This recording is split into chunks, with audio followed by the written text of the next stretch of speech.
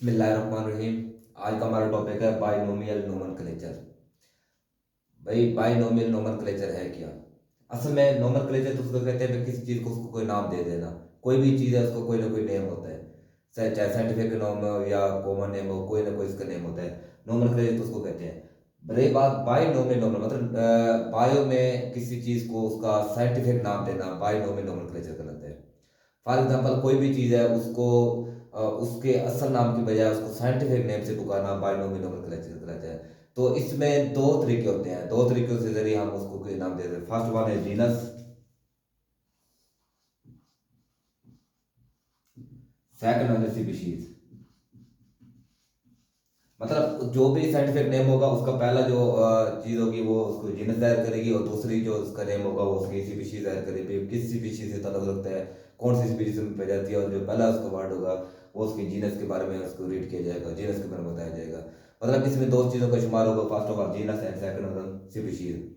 Genus में क्या है, फॉर एग्जाम्पल हम ले लें ओनियन, प्याज। ओनियन का जो साइंटिफिक नेम है वो है जी एलियम सीपा।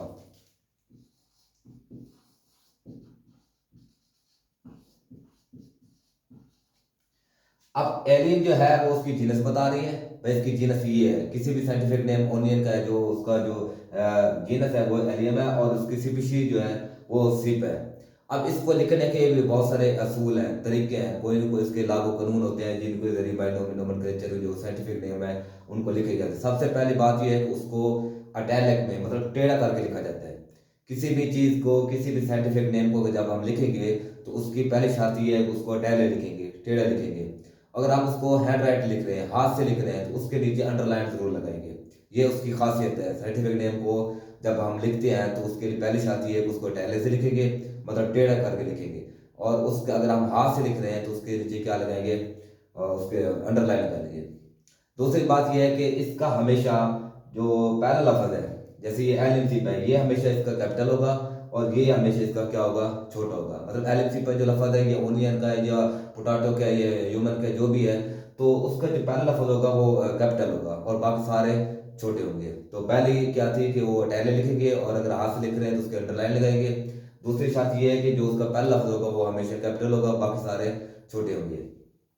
और तीसरी बात यह है कि फॉर एग्जांपल हम अब एलएमसी के बारे में डिस्कस कर रहे हैं, मतलब इसको आप पैराग्राफ की सूरत में लिख रहे हैं या कोई मजमून बना रहे हैं या इसके बारे में डिस्कस कर रहे हैं, तो जब भी इसको दोबारा लिखेंगे तो इसको शॉर्टकट लिखेंगे। मतलब ये है कि एलियन की जगह पे सिर्फ ए लिखेंगे और बाकी पूरा मुकम्मल लिखेंगे।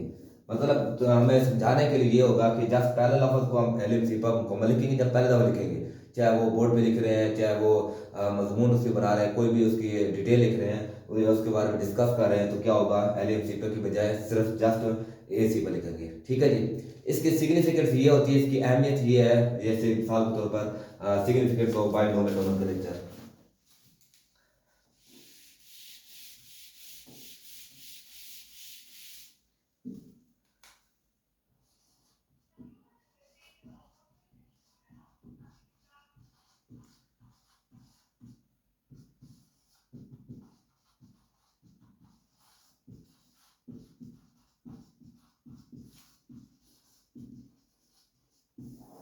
सिग्निफिकेंस अगर हम इसकी बात करें, मतलब इसकी अहमियत क्या है, तो इसकी अहमियत इस बात से अंदाज़ा लगाया जा सकता है। फॉर एग्जांपल कोई भी चीज़ है, अब उसके बहुत सारे नेम हैं।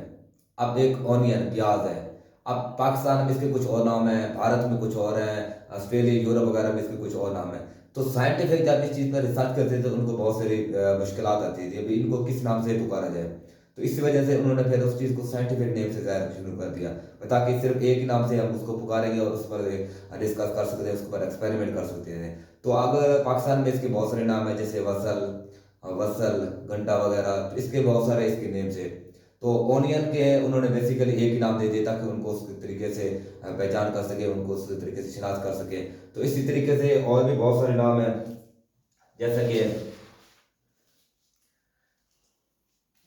जैसे कि कौवा है, आम कौवा भी कहते हैं, काला कौवा भी कहते हैं, क्रो, इस तरीके से और भी बहुत सारे नाम है। इसलिए उन्होंने साइंटिफिक ने फिर उसको एक ही नाम दे दिया, साइंटिफिक नेम दे दिया। तो अगर हम एक बात करें, स्टार फिश है, तो साइंटिस्ट के मुताबिक जो फिश है वो सारी एक जैसी है, उसमें वर्टिब्रेट्स हैं, उनके मुताबिक ऑल फिश आर वर्टिब्रेट्स, उसमें फिन्स वगैरह पे जाते हैं, गिल्स होते हैं, रीढ़ की हड्डी पाई जाती है। तो लेकिन जब देखा गया तो जो स्टार फिश है या दूसरी एक फिश होती है, जेली फिश होगी या ग्रे फिश, कोई भी फिश है, तो वो उसकी डेफिनेशन में पूरा नहीं उतरे थे। साइंटिफिक ने फिर इसको रिजेक्ट कर दिया। फिर इसी वजह से उन्होंने साइंटिफिक कार्लस लिनियस, सबसे पहले बाइनोमियल नोमेनक्लेचर जो था वो कार्लस लिनियस ने इजाद किया था।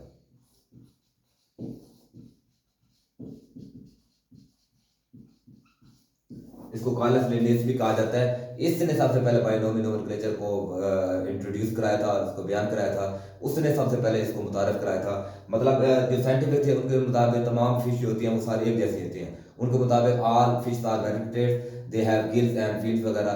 तो जब देखा गया, जब तजिया किया गया, तो स्टार फिश थी या ग्रे फिश थी या जेली फिश थी, वो उन पर पूरा नहीं उतरी। इसी वजह से कार्लस लिनियस ने एक एक मेडिकल में जो बाइनोमियल नोमेनक्लेचर था, एक बियोलॉजी था, नजरिया था, वो बयान कराया जिसको बाइनोमियल नोमेनक्लेचर कहा जाता है। बहुत शुक्रिया।